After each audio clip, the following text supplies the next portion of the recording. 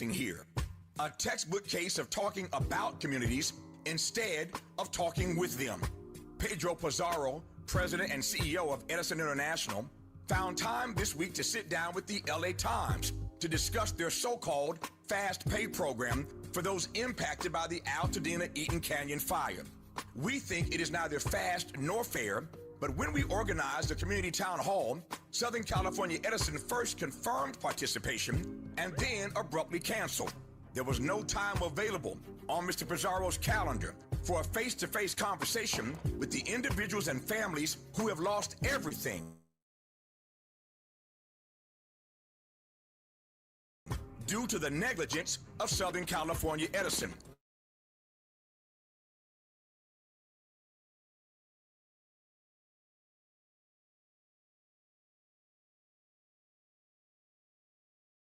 On your terms, with your spin, filtered through journalists who may or may not push back. But when you show up to a town hall, you face real questions from real people experiencing real problems. There's no PR buffer. There's real accountability. This pattern of being available to corporate media but unavailable for community dialogue sends a clear message about whose voices matter and whose don't. It's the kind of disrespect that hides behind busy schedules and prior commitments, but the community sees right through it. If these issues are important enough to discuss with the LA Times, they're important enough to discuss directly with the people living them. Anything less isn't just disrespectful, it's a fundamental failure of leadership and accountability. Mr. Pizarro says in the LA Times interview, I need to go to the supermarket in Pasadena or Altadena and be able to look people in the eye. We want to do the right thing for our community. You had a chance to look folk in the eye at our town hall meeting last week, but you didn't show up. And then we invited you for a one-on-one conversation here at the station, but you have yet to confirm. So please, please stop with the gaslighting.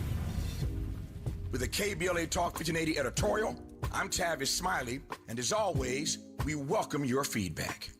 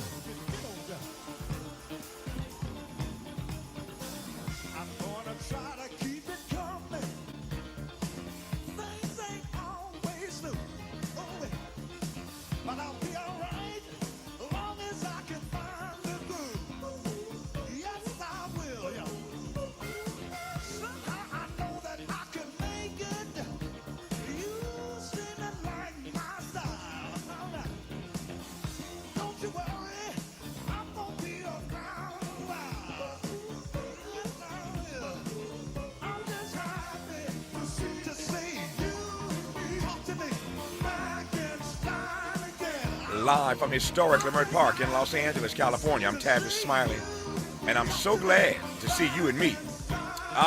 Back in stride again.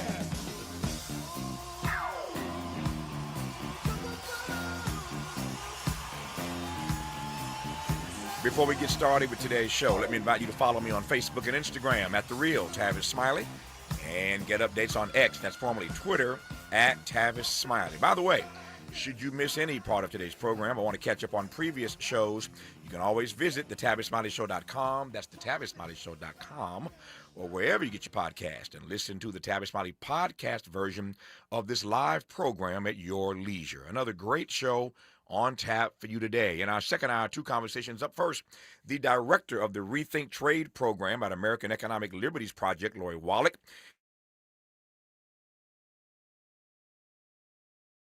gives us the lowdown on Donald Trump's pledge to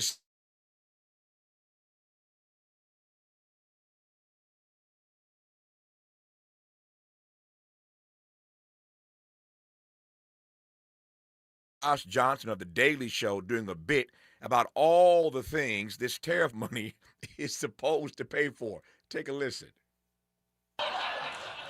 hey, you know what? $2,000 would help a lot of people. If the money's there, the money's there. If the president sent $2,000 checks to the 150 million people who make less than $100,000, it would cost $300 billion, even though the tariffs are only projected to raise about $217 annually. The money's not there. And now I'm starting to get worried because that's $83 billion short. And I'm not saying Trump is the worst president of all time. I'm just saying I've never met anyone who was $83 billion short.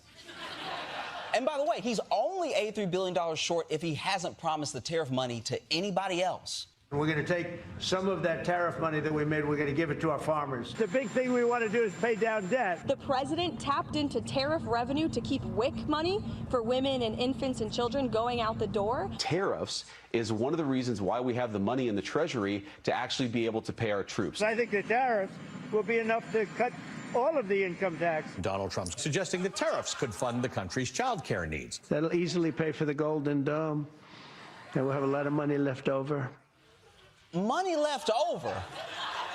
The money that never existed is already spent. And you're running around the country promising money you do not have to multiple people many times over. Every week I'm at this desk, I say this, and I guess I'll have to say this for 3 more years, but this is crackhead behavior.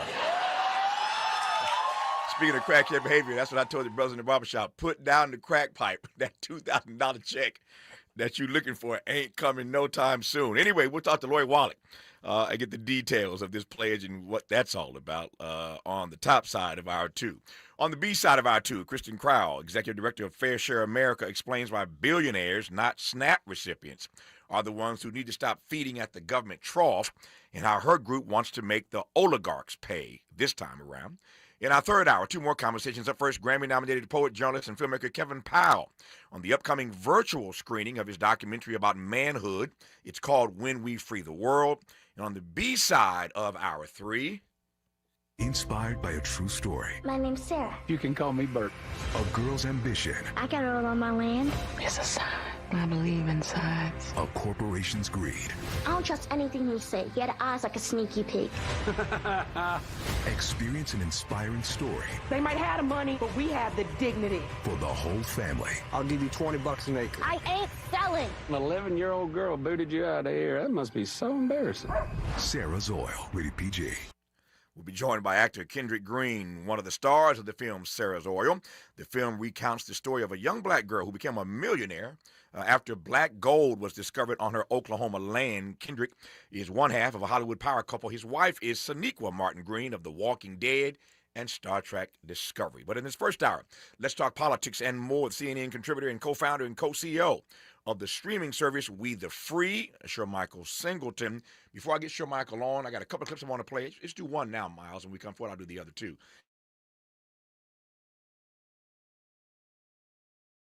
Got 3 clips I want you to play regarding all the drama that went down.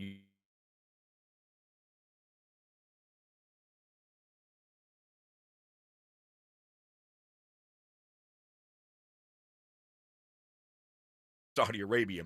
But before that dinner, he, was asked some questions by some reporters. This is Mary Bruce of ABC News questioning President Donald Trump.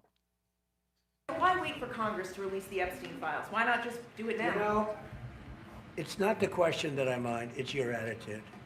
I think you are a terrible reporter. It's the way you ask these questions. You just keep going on the Epstein files. And what the Epstein is a Democrat hoax to try and get me not to be able to talk about the $21 trillion that I talked about today. It's a hoax. Now, I just got a little report, and I put it in my pocket, of all the money that he's given to Democrats. He gave me none, 0, no money to me, but he gave money to Democrats. And people are wise to your hoax, and ABC's, your company, your crappy company, is one of the perpetrators. And I'll tell you something. So why not just sign it now? I think the license should be taken away from ABC. Oh, Donald Trump. There's a lot to unpack just in that one clip. Let me hold it for now. We'll be joined by Shermichael Singleton when we come forward for the hour on Tavis Smiley. From Leimert Park with love, this is Tavis Smiley. The holidays mean more travel, more shopping, more time online, and more personal info in more places that could expose you more to identity theft. But LifeLock monitors millions of data points per second. If your identity is stolen, our US-based restoration specialists will fix it, guaranteed, or your money back. Don't face drained accounts, fraudulent loans, or financial losses alone. Get more holiday fun and less holiday worry with LifeLock.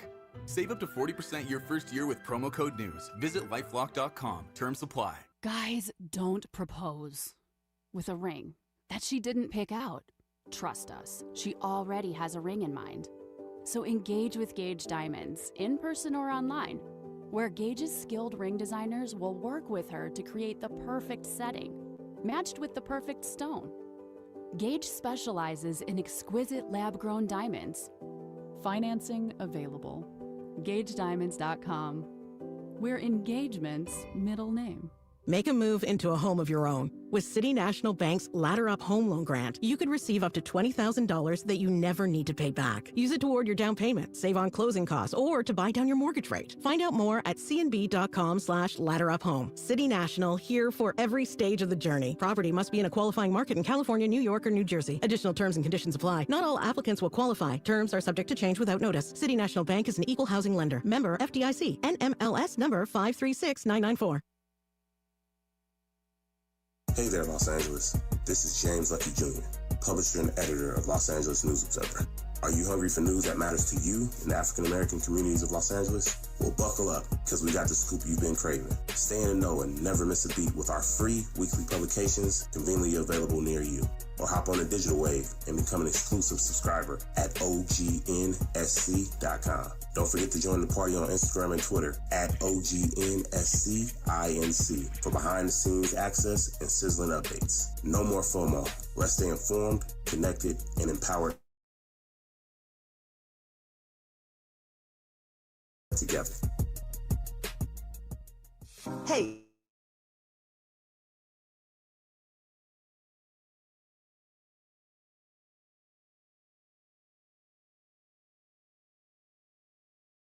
Just for you, connecting our community to trusted health resources, culturally relevant care, and even access to diverse clinical trials and emerging therapies. Whether you're looking for information on common conditions, mental health support, or just want to stay on top of your wellness journey, we got you. And the best part, it's all on our website at KBLA1580.com. Accessible, empowering, community-focused. So just go to KBLA1580.com and click on the Health and Wellness Hub icon, because knowledge is power and your health is everything. At KBLA Talk 1580, we've got your black.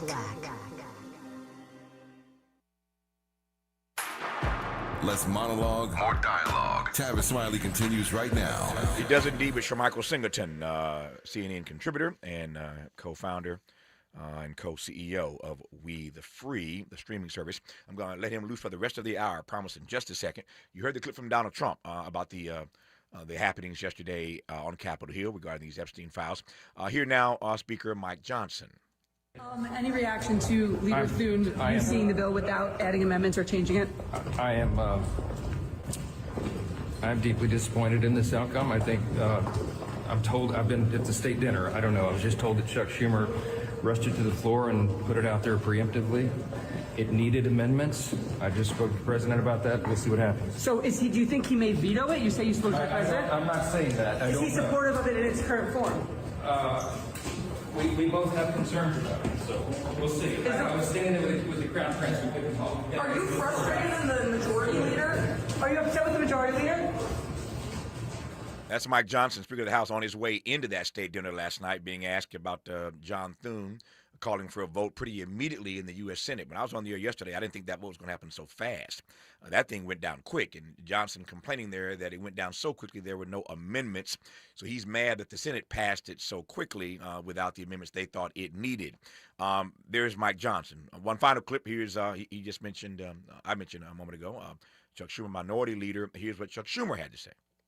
The motion says that when the House sends the bill over, it automatically goes to the president's desk. The Senate cannot delay it, cannot amend it, cannot change it in any way. We deemed it passed. That's the word, the technical word used. Democrats fought and fought and fought to have this happen. It took too long, but we persisted and persisted and got it done. I want to give huge credit to the victims and their courage and their strength. It wouldn't have happened without them. But there's a long, long way to go. We have to make sure that all of the documents are released, that there are no games, that we know there's a corrupt Justice Department. We Democrats are going to do everything we can to make sure all of it comes to light, and they don't hide evidence against anyone who might be incriminated by these documents. All right, Shermichael Singleton, you've been more than patient. I'm 18 minutes in, but I had to set that thing up today, given all the news of yesterday. So first, thank you for your patience. Number two, hope your precious little daughter is doing well. And number three, you heard Donald Trump in that first clip I played suggest that this is a Democratic hoax. So he encouraged Republicans to vote for it.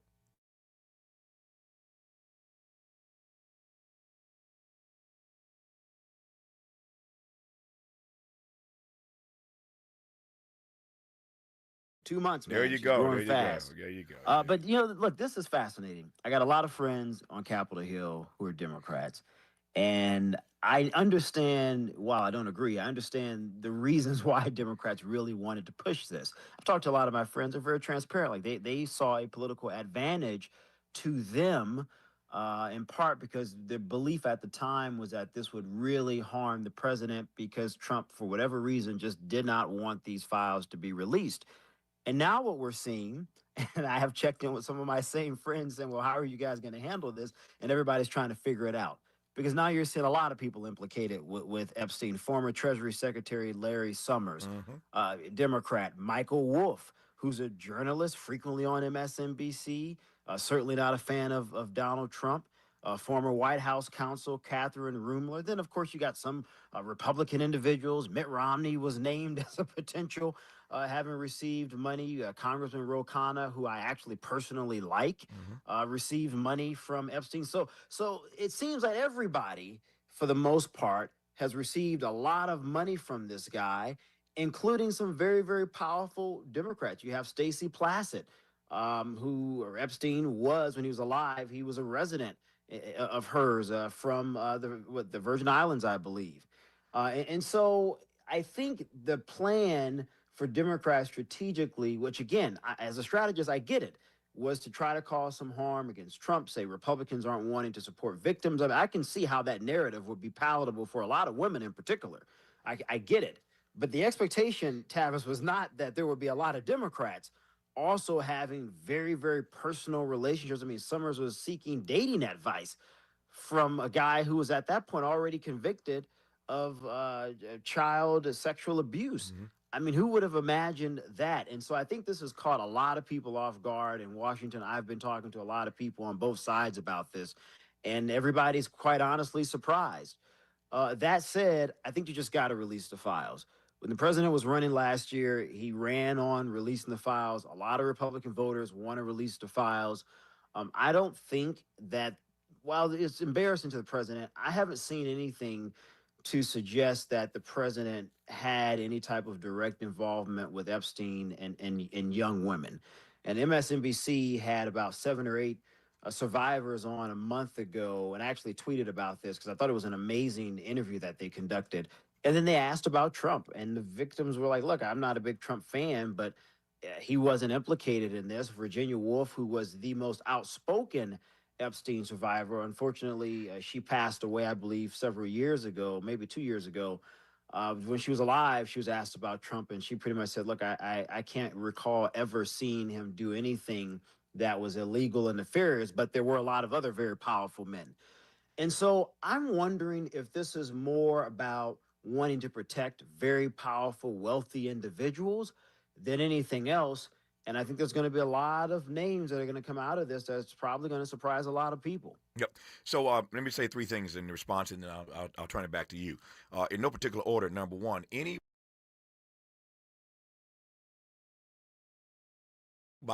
Democrat who you spoke to who is surprised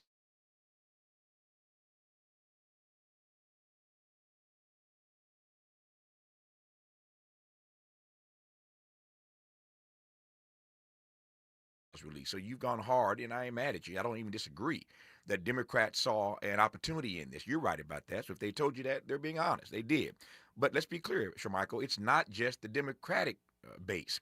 The MAGA base wanted these files released, and the primary reason. Let me just be clear, as far as I'm concerned, the primary reason these files are coming out now is not Democrats. It's that the MAGA base rose up. That Republicans were tired of Donald Trump stalling this and stonewalling this. That's why these files are released. We can't we can't flip the frame. We can't say one day Democrats are powerless in Washington. They have no control and no authority, and indeed they don't. We can't even call them spineless and milquetoast. Half the time they are. You can't put them in that category. Then all of a sudden say this is a Democratic hoax, and Democrats have enough power now all of a sudden to push through a bill to get these files released. No. This is happening because Trump's base started to turn on him. So I hear your analysis, but I think it's missing the other piece of it, number one. But again, back to my initial thesis or my initial point, Bill Clinton's name was out there, Robert Reich, who ain't the Democrat that he used to be, but there were all kinds of names that were floating, and that's why the MAGA base wanted these files out, because they thought, not unlike Democrats, that they could do damage to the other side. So everybody was playing politics, frankly. So we can talk all day long about the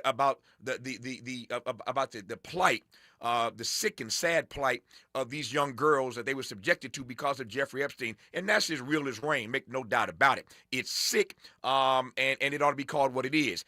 But at the same time, there are politics being played on this. Most of these politicians, I'm sorry to say, don't care about these little girls. What they care about is point scoring. Let's just call it what it is. It's a game of point scoring, and that's what makes me sick. You don't care about their humanity. You don't care about them being exploited. The victims care about the way they were exploited, but politicians are just point scoring here. I digress on that point. But, Epstein said to your final comment about no evidence that Donald Trump knew anything. Well, that ain't what Epstein said. Again, I wasn't there. I don't know. But Epstein said Trump knew. Trump was aware. Trump spent hours at his house with a particular female individual. So I'm done. I pass the mic back to you. Yeah, no. Let me clarify. When I say didn't know, because Trump said that he kicked Epstein out of his club because Epstein wanted to hire one of the young ladies for massages. And Trump just talked about this 2 days ago. I think maybe Caitlin Collins from my CNN asked about this. Right. What I'm saying is the interviews that I have seen from the survivors on a different network, from when Virginia Giuffre was still alive, never said that Trump himself was involved or engaged with inappropriate behavior with young women. That's the point I was trying to make. I got it. But I agree with you on the points that you were making about Republican voters. Again, that's why I said we ran on this and we have to deliver on this because Republican voters expect the files to be passed and revealed. I mean, Tavis, you got to think about this, Tavis. You think about JP Morgan Chase settling for $250 million with the survivors. Why? JP Morgan Chase is arguably the most powerfulest banking institution in the country, maybe second to Wells Fargo.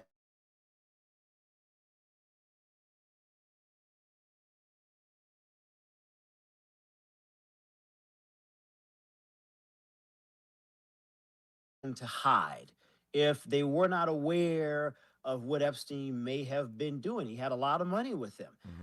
We know for a fact that they fired several very, very high-level officials within their banking organization who managed Epstein's portfolio. Why is that? And so, again, I think there's going to be a lot of names of very powerful people who aren't recognizable names, perhaps to the general public, outside of some of the names you listed, that may indeed send shockwaves. And look, I have a daughter. I think we need to. Yeah. Right? I think it is not appropriate for very powerful people to have abused young women, and those women coming from typically poor backgrounds, their families having no recourse to move forward on anything because they don't have the money. To have to just deal with it is not acceptable to me. Yeah. And so I think Congress made the right decision to vote for this thing. And I hope we figure out who was involved. But I also think you got to hold some of these financial institutions to account as well. Yep. No, we agree on that point. No question whatsoever. I'd only add to your commentary that for J.P. Morgan Chase, in many respects, this is a nuisance lawsuit. Now, I'm not suggesting that they didn't know and that they don't know more than they've alleged. But in some respects, this is a nuisance lawsuit for them. They want to get rid of it. But the other part of this is that, as you know, the amount of money that they paid is just a rounding error at J.P. Morgan Chase. Of course. That's a rounding error, man. That ain't no real cash for them. And so I agree with you that these institutions who protected him ought to, in fact, be held accountable. But, you know, it reminds me of what happened in the Obama era with these banks. So, again, whether you're talking Republican administrations or Democratic administrations, they're all guilty of this. You know, we talked all this trash about holding people accountable during the Obama era, and the deals that these banks cut with the Department of Justice that Eric Holder was leading at the time. I mean, you look back on them now, it's just, I mean, it's sick. I mean, they really were not held to account. And, you know, they put people in bad home loans, et cetera, et cetera. We just don't have a real spine when it comes to holding these financial institutions accountable, and everybody understands that. But this is a rounding error, Shermichael. I don't call that holding J.P. Morgan Chase accountable. No, I think you're right, but I think that's why the DOJ must, in my opinion, interview current and former employees at DOJ, or at JP Morgan Chase, rather. I think DOJ should also interview whether you're a Republican or a Democrat. I think they should force those individuals to sit down with prosecutors at a minimum to say, look, you know, we're not accusing you of anything, but we just need to better understand the nature of your relationship with Mr. Epstein. If it was Minority Leader Jeffries, who I have great respect for, although I don't agree with him politically, he'll eventually make history at some point. Why was a firm raising money for him, reaching out to Epstein? We need to know. If you're a Republican, Mitt Romney, I worked for Mitt Romney. Former Senator Romney, why were you getting money from Epstein? We need to know the answers to these questions, Tavis. And so, again, I'm not trying to do a one side over the other. Right. I'm trying to point out that both sides here appear to be culpable. And I don't know how you can have a country that prides itself in being a morally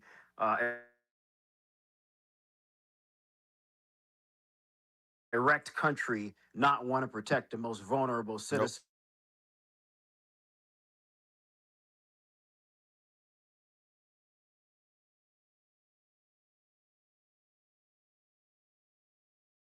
When we come forward here, because now the question is what happens inside of the Department of Justice.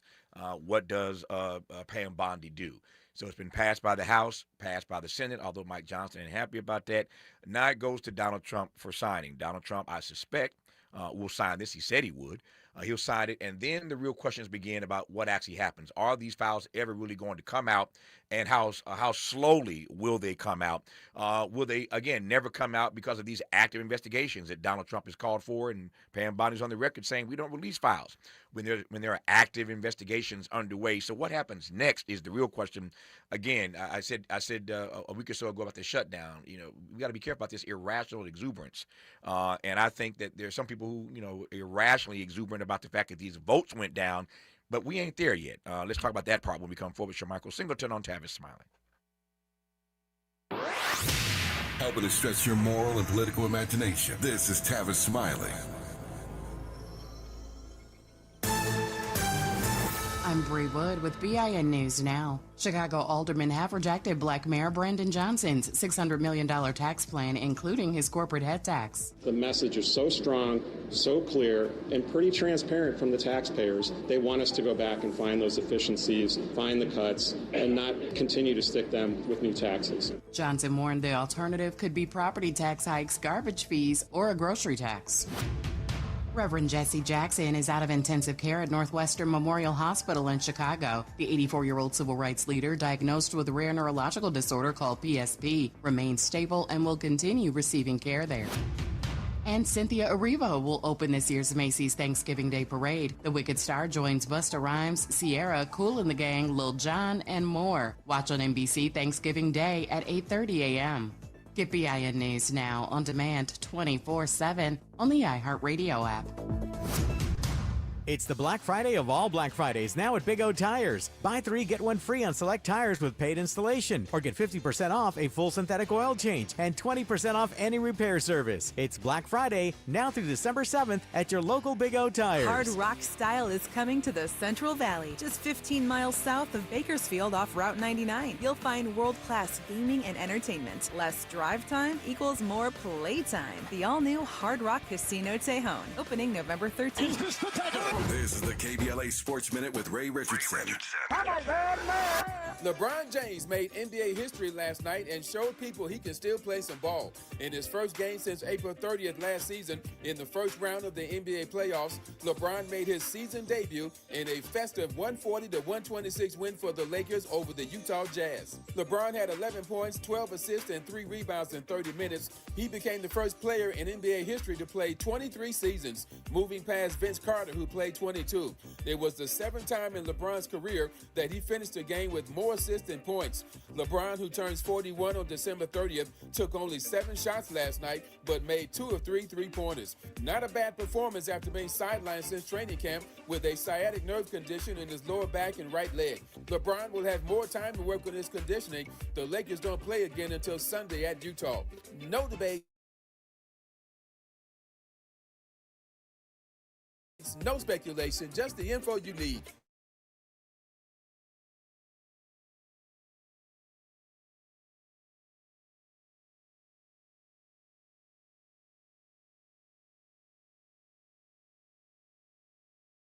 From 7 to 9 p.m. for the world's most intriguing relationship radio roundtable. Every night, I facilitate and encourage our loyal listeners to participate in the most engaging relationship discussions you'll hear anywhere. So make it a point to rendezvous with me, Zoe Williams, the voice of reason, Monday through Friday, 7 to 9 p.m. Pacific Standard Time. Trust me, your relationships will never be the same. The VOR is on fire tonight. Unapologetically progressive. KBLA Talk 1580. We've got your black.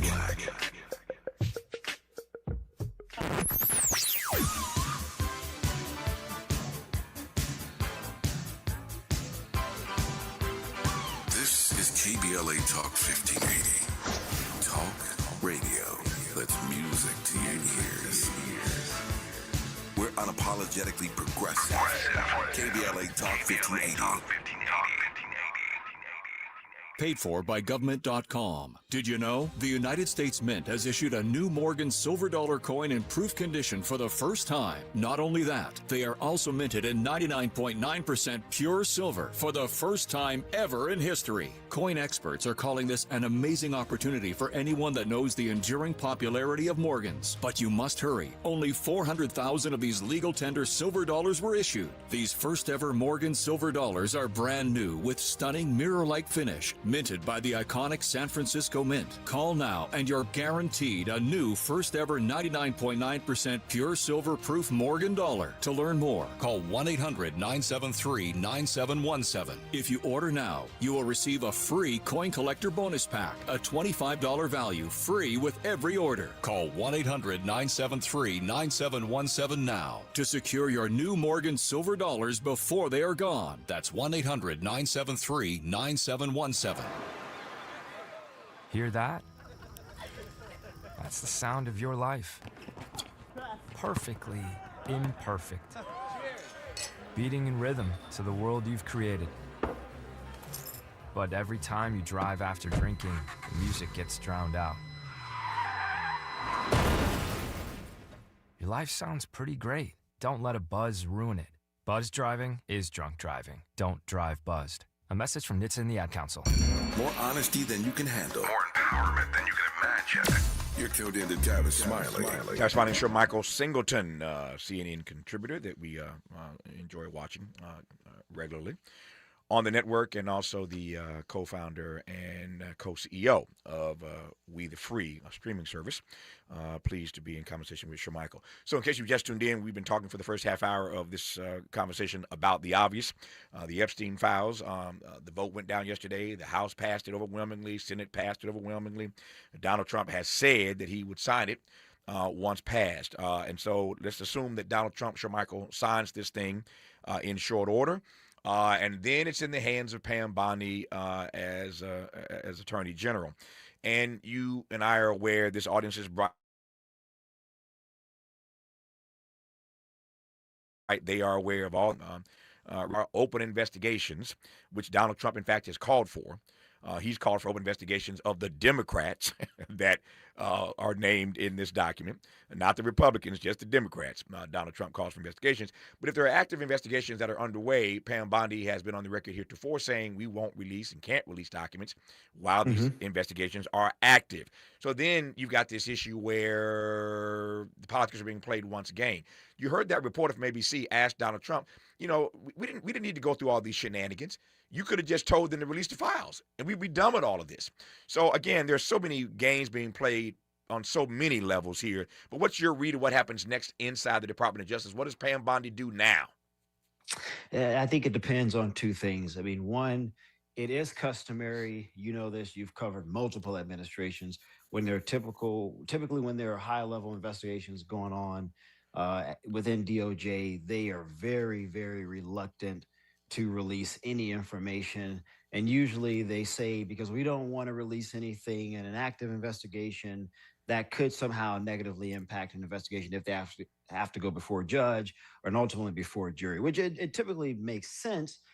As of yet, we don't know if there's going to be anyone who's going to be charged with any potential crimes here. Then I wonder, you got the statute of limitations being an issue. There's a lot of complexities to this.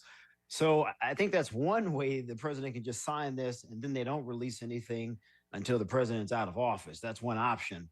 I don't know, though, if the pressure from Republican voters and heck, maybe even some Democrats, I don't know if it's going to go away if Pam Bondi comes out and says, hey, we just can't release this because of an ongoing open investigation, or we're now looking into several individuals. Like, I just don't think that's going to satisfy the thirst of people saying, no, we want everything out there. And so I think it may go to a back and forth between Republican voters, Republican activists, Republicans on the Hill, and obviously the president trying to figure out, well, do we release some stuff? Do we release more than what's already out there? Do we sort of stand firm behind the open investigation argument to say, hey, we just can't yet because we might charge someone with this? Do they try to quickly charge someone with something? I mean, there's just a lot of variables here, Tavis, that I would be thinking about if I was in the political shop at the White House trying to advise the president on this. I would ultimately say, let's just release everything. If the president doesn't want to do that, then you got to start thinking through, well, what are the number of things that could impact us negatively politically, number one. But then number two, if we got to give people something, what do you give them? Or do you just quickly, again, try to move to prosecuting someone? That's always an option. I mean, keep that in mind. I wouldn't be surprised if this really heats up, if Bondi comes out and says, hey, we're open investigation into JP Morgan Chase or open investigation into Bill Clinton and Larry. Like, I just would not be surprised if something goes in that direction to try to satisfy the mob. Well, it won't be JP Morgan Chase. It won't be any of Donald Trump's friends on Wall Street or in Silicon Valley. I don't think that's going to happen. It could be Larry Summers. It could be Bill Clinton, somebody else. But again, he's only called for investigations into Democrats anyway. So I can't imagine anybody in his friend circle, his billionaire boys club, are going to be indicted in this particular process. But since you're talking about what the White House is thinking and what their strategy, what their options might be, let me just put this out there.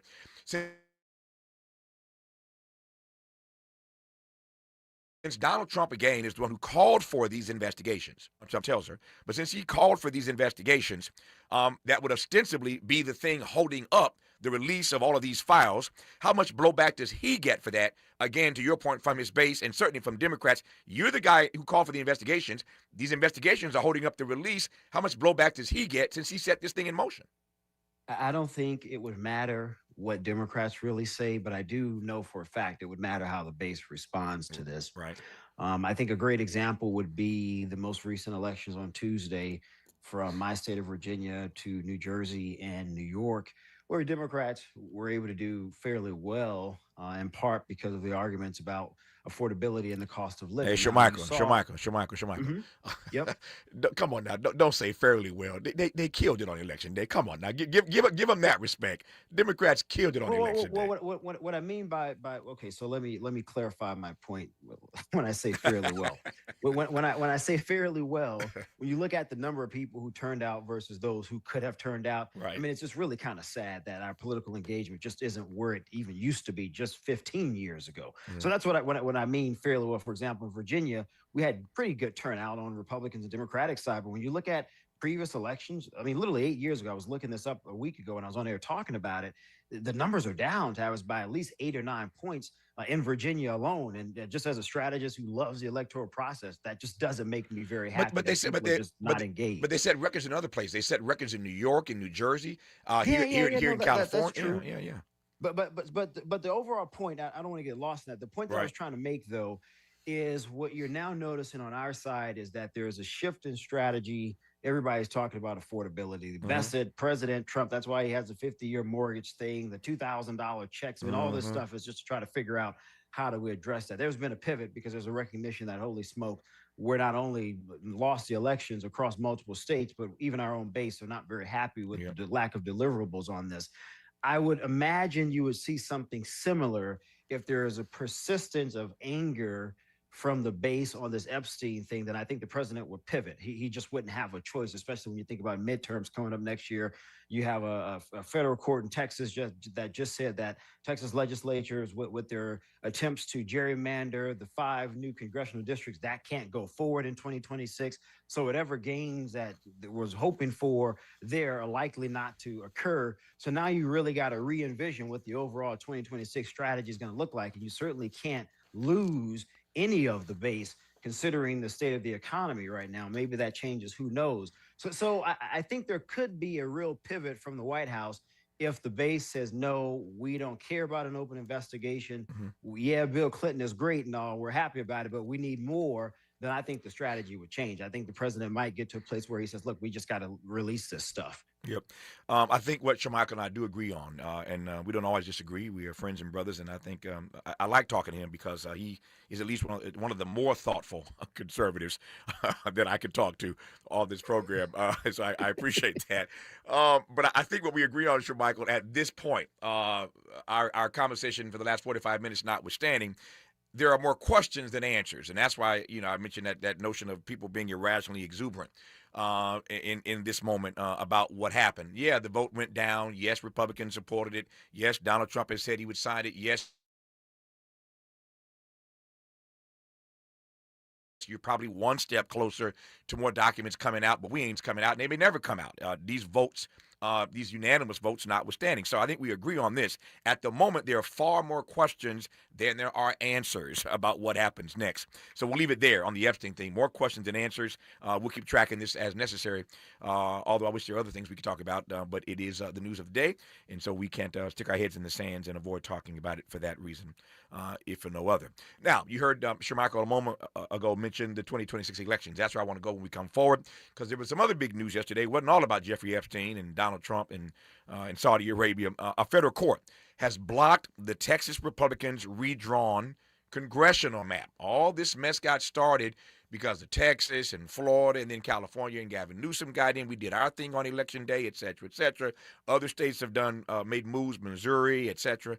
But a federal court has blocked this Republican redrawn congressional map in Texas from going into effect for the 2026 election cycle. So the 5 Republican seats they thought they were going to pick up in the midterms ain't going to happen if what this federal judge has ruled stands. We'll get Shermichael on the record about that when we come forward on Tavis Smiley. From California to the Carolinas, everybody's listening to Tavis. More when we come forward.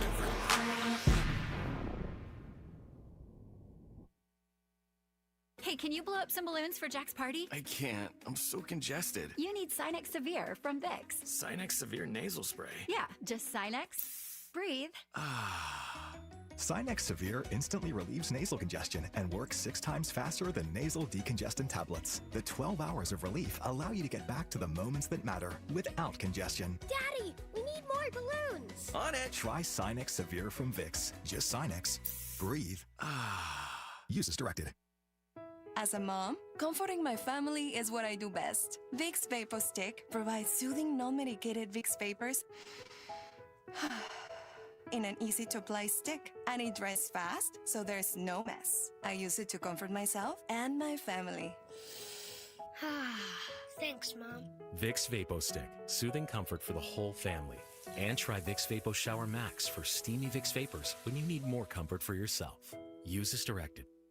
Are you drowning in IRS tax debt? With Civic Tax Relief, they were able to save me upwards of $80,000 that I would have had to pay had I not reached out to them. Get ready for a toll-free hotline. Take advantage of new IRS tax forgiveness programs that may protect you from IRS collection agencies. I owe the IRS $37,000. They have the power to garnish your wages, put liens on your property, and levy your bank account. Civic Tax Relief can help protect you from the IRS. Civic Tax Relief basically represented me against the IRS. By the time everything was completed, I didn't owe the IRS anything. Find out about the Fresh Start program that is now available through Civic Tax Relief. Civic Tax Relief's special tax hotline can help you discover all the relief programs available for free. I would recommend anyone who has a tax problem to contact Civic Tax Relief. Just call 800-285-3500, 800-285-3500. Don't wait. Call now. 800-285-3500, 800-285-3500. We ask seniors how to prevent Medicare scams. My best advice, if you get a phone call, do not talk to the person. These people are well-trained. Don't talk to them. They don't know me. They're just trying to scam me. Don't be fooled. Hang up. Just hang up. Never give out your Medicare number.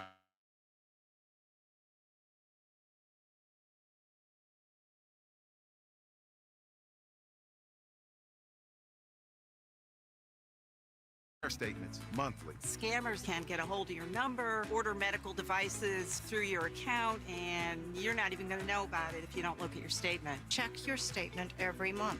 If you get your statement and you see something that you know you did not have done, you report it. Call your senior Medicare Patrol.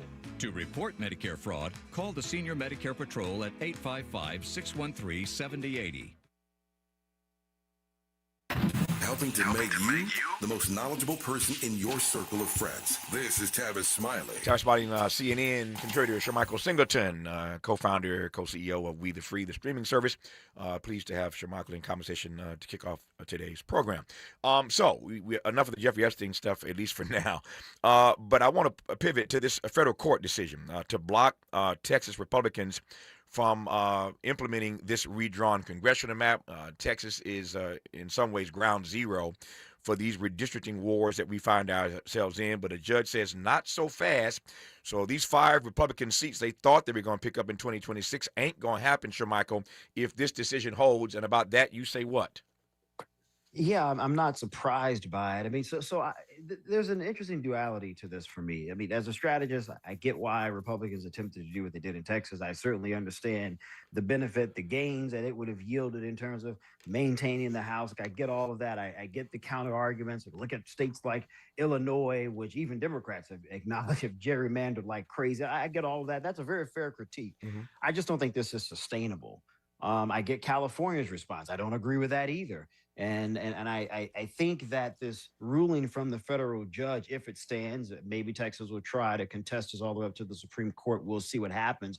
I think there's an argument to also make that what California just did also should not stand as well. I don't think it's sustainable to have a vibrant society where every single state is only a red state, only a blue state. Like that just doesn't operate. You can't get anything done, in my opinion, with no level of compromise.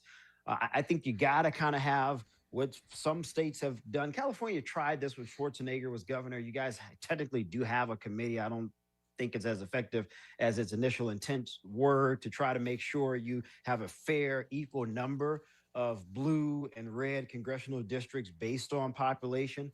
I think we really got to go in that direction, though, Tavis. And I think you got to make it competitive. And you have to say, hey, if you're going to run as a Republican, if you're going to run as a Democrat, make your argument to the people and allow the people to vote one way or the other. And I think the congressional districts, in my personal opinion, mathematically should be designed as close as possible, and we can do this at this point, especially with technology, as close as possible to about a 50% R, 50% D, or maybe 49 one way and 50 the other way or whatever. We can get close to that if we wanted to. It would take a lot of work. It would be very technical, but we can do that. That to me would yield far greater overall benefits to the health of the republic than what we currently have. I just don't think this is sustainable. And it suggests to me that we're moving towards a direction of internal turmoil that one could go back to the Romans and recall what happened there. You can go back to various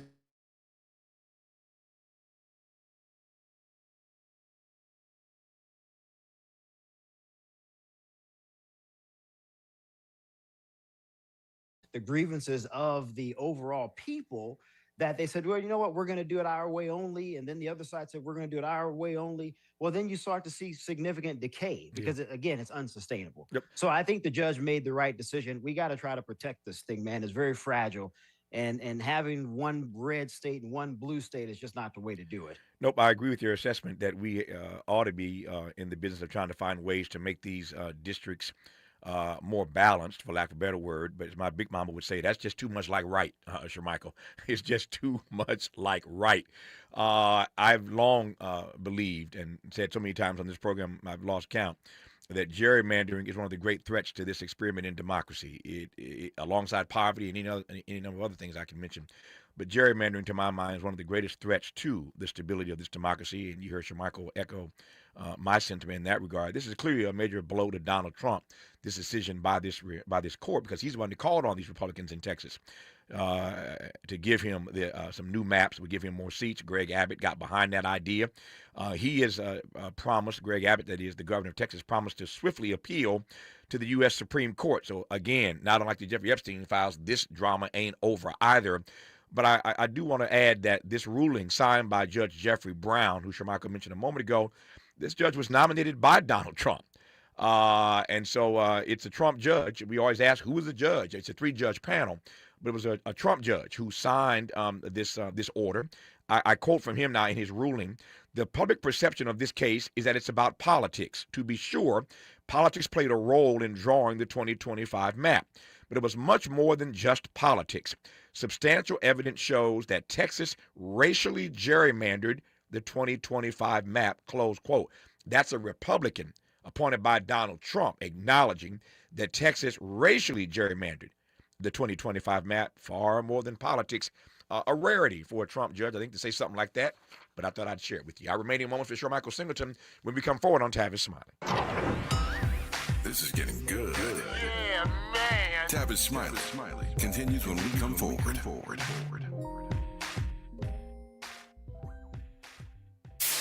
KBLA Talk 1580. We've got a lot to talk about. KBLA Talk 1580, connecting you with services and solutions. The Los Angeles Regional Food Bank is on a mission to fight hunger and provide nutritious food to those in need across our community. They partner with federal, state, and local programs advocating for better policies and funding for critical hunger relief programs like Cal Fresh, the Emergency Food Assistance Program, and the Child and Adult Care Food Program. The food bank works with coalitions and local representatives to make sure hunger is addressed in every district of LA County. They also run nutrition education campaigns, raise hunger awareness, and source nutritious food for distribution, all while supporting regulations that allow food pantries to operate safely. Want to help? Visit lafoodbank.org or call 323-234-3030 to volunteer or find a food bank near you. Together, we can ensure that no one goes hungry in Los Angeles County. This is a community call to action from KBLA Talk 1580.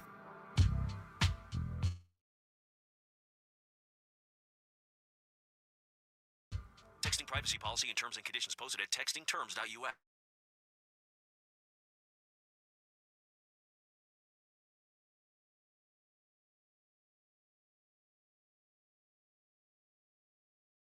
See if you qualify. $750. Boom. You think I should call her back? Yeah. I'm gonna do it. All right. Need money before payday? Current has you covered. Set up an eligible direct deposit to see if you qualify for a paycheck advance of up to $750. Get ahead with Current. Text ACTION to 323232 to sign up today. That's ACTION to 323232. ACTION to 323232. ACTION to 323232. Paycheck advance is offered by Fineco Advance LLC, a financial technology company, not an FDIC-insured bank. Eligibility and available amounts may vary and are subject to change at any time. For full terms and conditions, visit current.com or call 1-888-851-3177 for more information. If you're like me, 60 and retired, making ends meet, especially here at the supermarket and drugstore, is tough. I'm so blessed to have found benefitscheckup.org. It's a free and confidential website from the National Council on Aging that connected me to $1,200 a year in programs that help pay for food, medicine, utilities, and more. Maybe it can help you. benefitscheckup.org. You know where you want to go in life, and City National Bank can help. City National knows the dedication it takes to build your vision for the future into a reality, and our team is here for you. We have a wide range of options to help, from personal savings accounts to interest-bearing money market savings accounts and more, all designed to help you get where you want to go. City National, here for every stage of the journey. Learn more at cnb.com. City National Bank is a subsidiary of Royal Bank of Canada, member FDIC. Mayfresh Daily in the Mert Park, Los Angeles, California. You're listening to Tavis Smiley. I've got 2 minutes left, and I want to yield the balance of my time to the gentleman who is the co-founder and co-CEO of We the Free and CNN contributor. We're still a year out, but at this moment, handicap for me the midterms. Put another way, how much trouble is Donald Trump in? Is he going to take a shellacking? Well, I think Republicans face a real hurdle. We have not delivered on cost of living. We have not addressed affordability issue. The 46% of Hispanics, or 21% of Black men nationally who voted for Republicans, unprecedented, did so only, I would argue, solely because of the economic grievance. So for men, you can add in the sort of idea of masculinity and where we are with that. That's a bit of a cultural, philosophical difference. I don't think we've addressed, though, the fundamental question from voters. Can you make my lot in life better financially, yes or no? We haven't done that. And Tavis, if we don't do it between the next 2 quarters of 26, then we probably will lose the House. And let me just add quickly, that would be within historic precedent. Since World War II, the party of the president has lost 19 out of 21 midterms. That's a 90% likelihood that Democrats will take back control of the House. Strong words from Shermichael Singleton, the conservative contributor at CNN, who himself suggests that Republicans are in trouble and may very well lose the House in the next election. That would mean that Hakeem Jeffries, to his earlier point, makes history by becoming the first African-American to ever be the Speaker of the House. And yet, as I mentioned on our program yesterday, he's being primaried by a 27-year-old city councilman.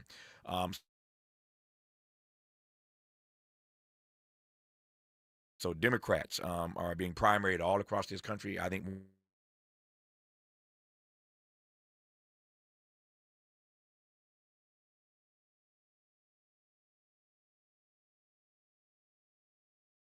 Thank you, Tavis. I appreciate you, brother. God bless you. Stay strong. More of Tavis Smiley when we come forward.